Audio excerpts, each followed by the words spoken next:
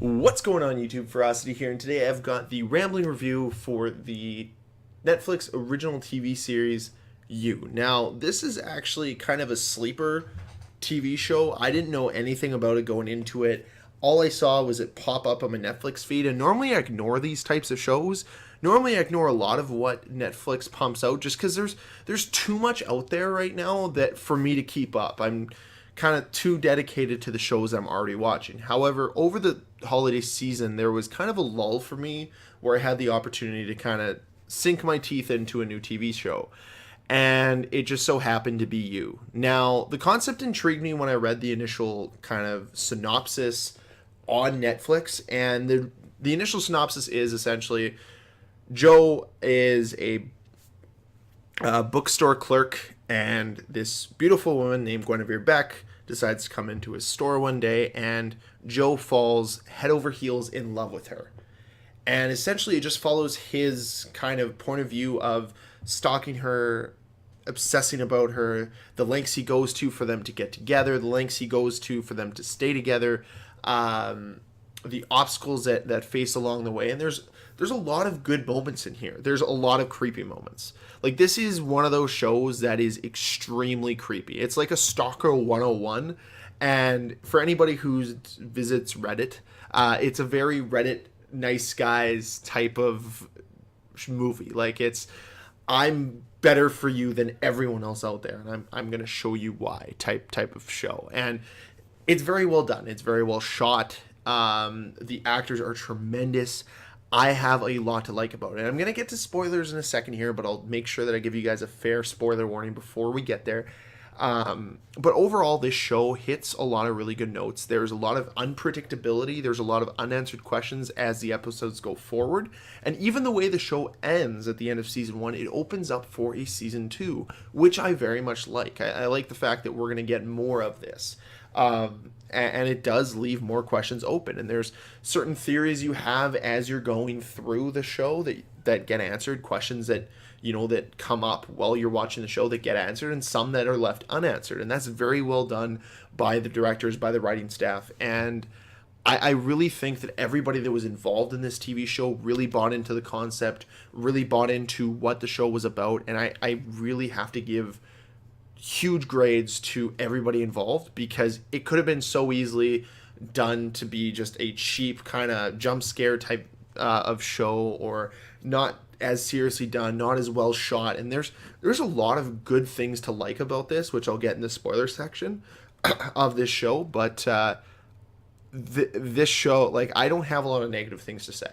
There's a lot of story threads that I really, really like. There's no throwaway episodes. There's even a part in the show where, like, it looks to be slowing down. It looks like, okay, we kind of have our happy medium. And then it just gets ramped right back up. And it goes from, like, literally probably an 8 down to a 2, all the way up to a 10, right quick, up to the finale of the show. And it's really cool being a part of that roller coaster ride. And it's not only about Joe and Beck's love. It's about Beck's friends. It's about Joe and his I was gonna say roommates, but his neighbors at his apartment, and they have a little kid, and he gets involved with kind of what's going on as well. And it's just all intertwined very well.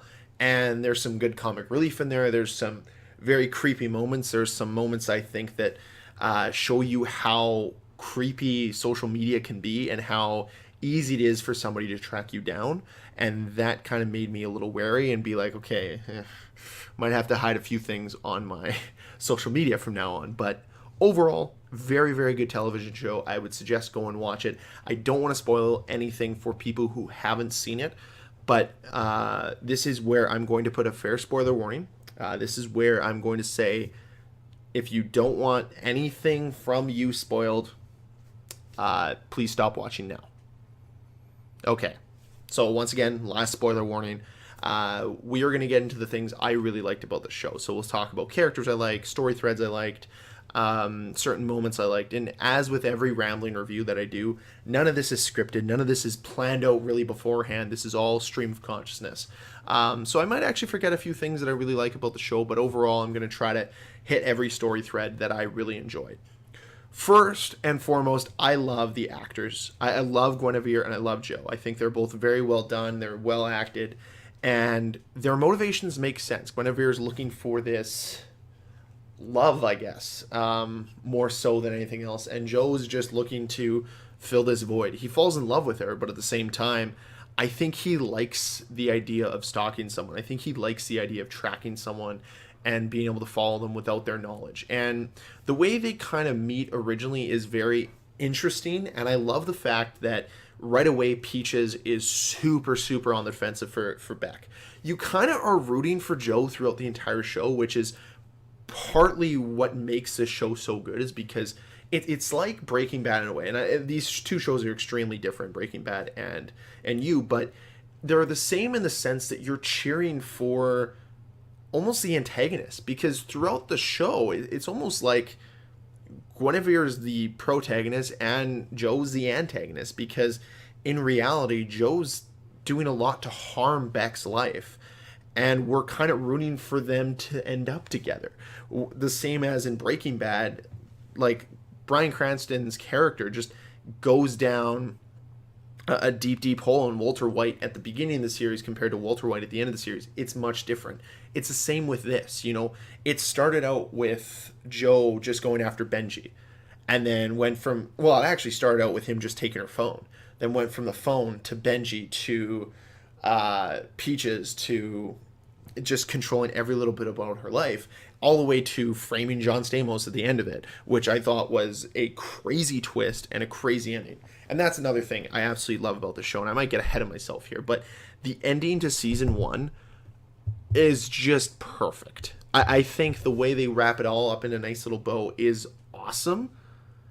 I was just so surprised at the true ending of it. I didn't expect them to kill Beck off, but at the end of the day, I understand why they did it, and I think it works within the confines of the movie or of the TV show, because really at the end of the day, there's not much else that can happen, right?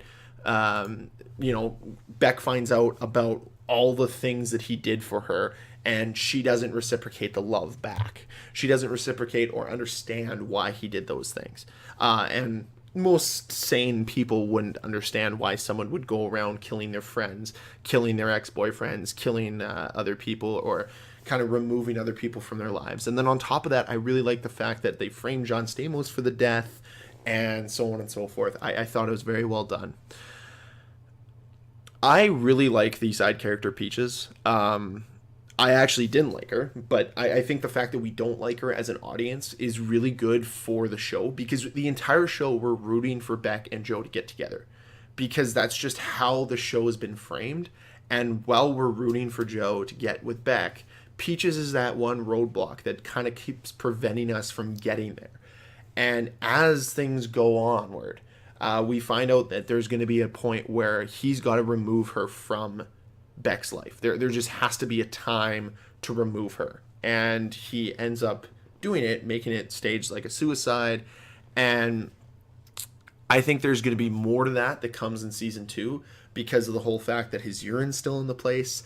I was going to say the PI, private investigator, still doesn't believe the story that's in Beck's book, that this is how it happens. So I'm intrigued to see what happens in season 2 from the Peaches aspect, because I think they left a few unanswered questions, but I loved her character. I love the fact that she's super skeptical of Joe from the get-go. Even from, you just happen to be at the subway?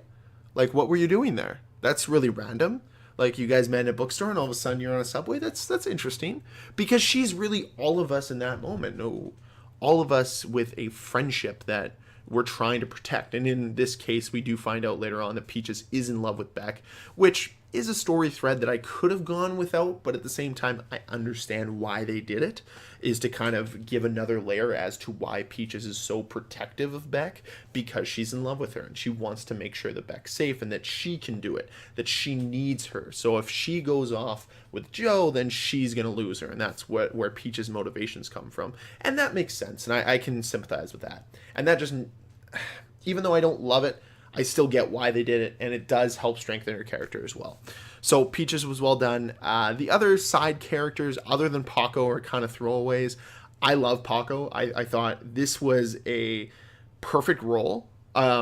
to cast. I think it was a perfect side character to include in the show, just because he doesn't see Joe's evil side. It's like the purity of who Joe is. And at the end of the show, at the end of season 1, Paco sees Joe for what he really is. He sees him kill his mom's ex-boyfriend. He sees him trap Beck, and then obviously we know that she's dead, and he knows there's got to be a connection there. He's not a stupid kid. He's reading books all the time.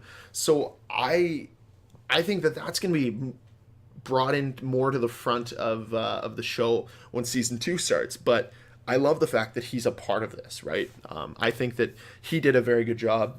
The actor who played him was, let me just take a quick look, Luka Padovin. Very well done. I really, really enjoyed him. The other thing in my spoiler-free part of this video, I talked about a lull. Like almost, it went from an 8 out of 10 down to a 2 out of 10, up to a 10 out of 10, out of like the intensity scale. And that is kind of when Joe and Beck break up. Joe starts hooking up with his neighbor's sister. If I can find her name, is it Karen? Let me just make sure here. I just want to make sure I get this right. Is it Karen? Yeah, it's Karen. Okay. Yeah, so Karen comes in, and I thought that was kind of a good stopgap to kind of relieve some of the tension, some of the intensity of the show, just to slow down the pace of it. And it worked really well. I really enjoyed this part of the series. I enjoyed this part of the season. And during this, they're still talking to the therapist, who's played by John Stamos, who, as small of a time he's in the show, I really like him in the show. I think John Stamos did a good job. I think he really sold his character, and I was kind of surprised he was in the show, because when you first hear his voice, I'm like, is that John Stamos? It's like, holy shit, that's John Stamos. That's awesome. And it made me like the show even more. And I like that Joe played off of the fact that it was him and his gay lover, to not draw suspicion that it'd be like him and Beck telling the same stories, and he'd be able to kind of match 2 and 2 together. Would kind of put John Stamos' character's guard up a little bit more, which could have caused a lot of complications. So I really, really I really like this show. And he played Dr. Nicky, that's his name. And actually, moving forward, when Joe finds out that Beck's been sleeping with Dr. Nicky, I like the way he confronts him and ultimately doesn't do anything. Like, he just finds his suspicion, and we don't actually get to see what he would have done. Ultimately, probably would have killed him, but we don't know. All he does is he ends his suspicion, figures out that, yes, they've been sleeping together, even, confirms his suspicions, and when that's happening is when Beck finds the shoebox. And this reveal was done perfect. Now, before I get to the reveal of kind of how Beck finds out about everything,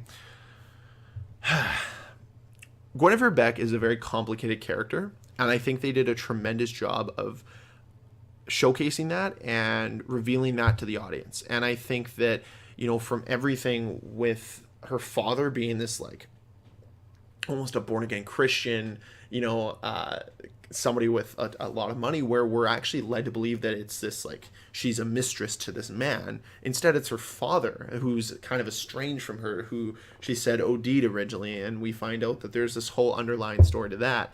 And it just adds another layer to her character. And as we find out more and more and more, we start to sympathize with Joe a little bit, but we also understand Beck's point of view as to why she goes after the wrong guys, why she's so attracted to people like Benji, and it makes sense.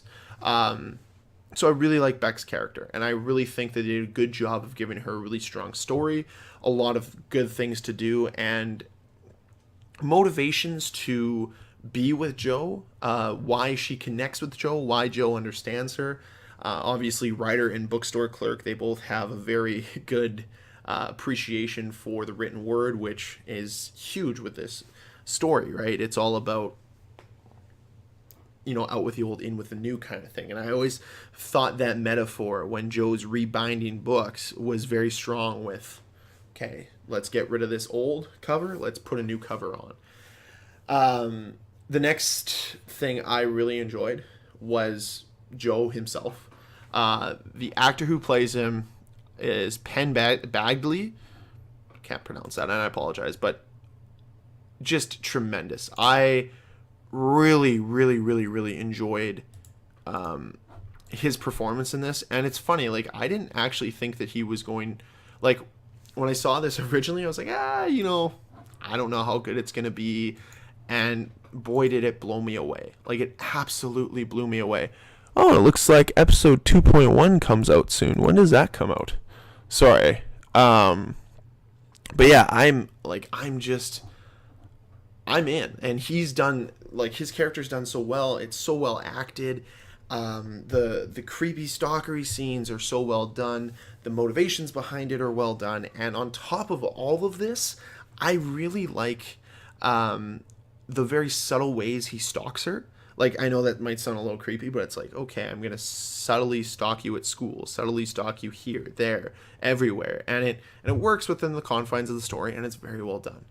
The other thing I love about his character is he's still conflicted about his ex-girlfriend, Candace. And throughout the entire show, we're kind of made to believe that he either killed her or she died, one or the other. And to have that be spoiled for us was perfect. At the end of season 1, when Candace walks in, and it's funny because as soon as that door opens, I'm like, it's fucking Candace. For whatever reason, that clicked in my head. I was like, shit, she's back. Because what would make us want to watch more? Is it going to be another story of something we've already seen? Like, we're not just going to rehash the old story once again. Like, that would make no sense. Why would we do that? No, instead they're like, let's just bring in Candace. Let's bring her in. And I'm really intrigued to see where they take that. Because having Candace walk in at the end of episode 10 was like, okay, now all I want to do is watch this. And it's kind of interesting. The last show that I was this kind of into that was a drama-esque show that was drama thriller show that was done by Netflix was Riverdale. And Riverdale did a really good job through season 1 and most of season 2 of really reeling me in and keeping me engaged. But I lost interest within season 3 just because I don't think it is as good as what it used to be. And I was fearful the same thing with You would happen, where season 1 would be great and they just wouldn't have a strong enough story to carry through multiple seasons. Now, with Candace coming back, I think we're going to have a strong season 2, but I don't know where the seasons can go from there. You know, I don't know how much stronger the show can really get, and I don't want to see the show kind of hit this peak and then just fall off hard. I'd rather have them have a really strong second season, which I think they will, and if they don't have ideas that work within the confines of this universe they've built, then don't bother with it. Don't try to stretch it out longer than they need to. So I've praised a lot about the show, and I think the filming in the show is great. I think the characters are fantastic. I think the dialogue's pretty good. The music's good. Everything seems to click and jive. I was always wanting to watch another episode. You know, that whole feeling of, okay, just one more, okay, just one more, okay, just one more, really comes into mind with this and comes into play with this show. And like I'm talking about it right now, I want to go back and watch it. But the things I don't like, and they're very few and far between, I don't like the neighbor, Claudia. I think they tried to make her too much of, you know, so they make her an abused spouse to her boyfriend. Okay, that can be your one character trait. But then to make her OD on drugs as well, I thought that was a little bit over the top. And I really wish that she kind of became a better character towards the end of the show. Obviously, we see that she's taking Paco away, but it's still like, I feel like that's not the end of seeing her. But also, as I'm saying that, I'm also thinking like, I don't know if I'm satisfied with her story arc. It's just like, yeah, now that he's missing, I guess I can just, you know, move away. That's what I'm gonna do. And it just, I didn't really fall in love with that ending to them, I guess. Karen, I thought was a little random at first. Like, I like the arc when Karen comes in. I thought it was a little random how it started. It was just like, okay, you broke up with your girlfriend, let's make out and fuck. And it's like, that's so rushed. Like, it would have been nice to just get at least a little bit more lead up to it. Instead, it was just like, boom, everything's done. And I didn't fall in love with that. The other thing that I didn't like was, and it's just a throwaway scene when he's headed up to Peach's, like, I guess cottage or mountain house. I don't know what to call it, but her like secluded house. And the cop calls in about his expired license plate, and like Joe doesn't want him to discover the license plate. There's more to that story, which I'm excited to see what happens with it. I think there's going to be a lot of interesting stuff when it comes to that, because I could see the PI talking to the police officer then telling the PI like this license plate was here, him going to see the bookstore owner not being able to talk, the wife being like, oh yeah, we lent it to him, and then he might be able to put two and two together that Joe was there. But I still don't know why Joe doesn't want it there, and I think it was very, unless it gets a good payoff in season 2, and I hope they don't forget about it, I hope there is a payoff as to why the police officer even called it in, because otherwise it's just a throwaway kind of pointless point of the story. Same with the bookstore clerk having a stroke. Hopefully that gets an answer in season 2, which is part of why I'm excited for season 2, is there's a lot of mystery around it, but there's a few answers like I'm really hoping get answered. Otherwise it's just story threads that make no sense as to why they were put in the first place. So to wrap everything up, I think I've touched on basically everything I wanted to. I really like the concept of this show. I think the characters are good. The one thing I forgot to mention is I love the little book kind of box. I'll call it a book box. I know that's not what it actually is, but the glass room that's in the basement of the bookstore. I love that that's kind of this untainted place, and all of a sudden, and that's what it's led up to in the book, and then all of a sudden you have Benji in there, and then it escalates to the point where you have Beck in there. And I thought that was interesting, and the reveal of Beck finding all those like little little trinkets, the teeth, her underwear, her old phone, like little things like that would just absolutely destroy you.